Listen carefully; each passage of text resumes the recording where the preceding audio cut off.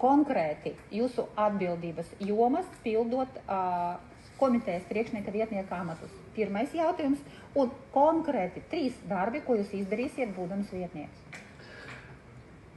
Rūpīgāk iepazīšos ar to, kā manas vīzijas par to, kā uzlabojams satiksmes no Rīgā ir salāgojams ar to speciālistu ekspertu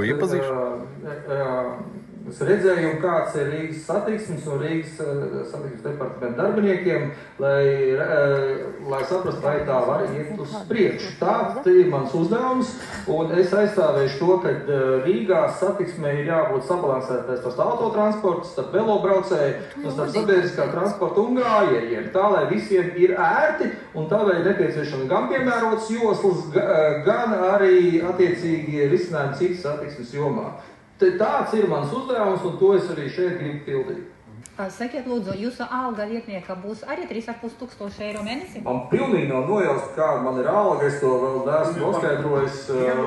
Kad es viņu saņemšu, es to droši vien uzzināšu. Varbūt jūs vienkārši atteiksieties no algas un saņemsiet tikai deputāta algu?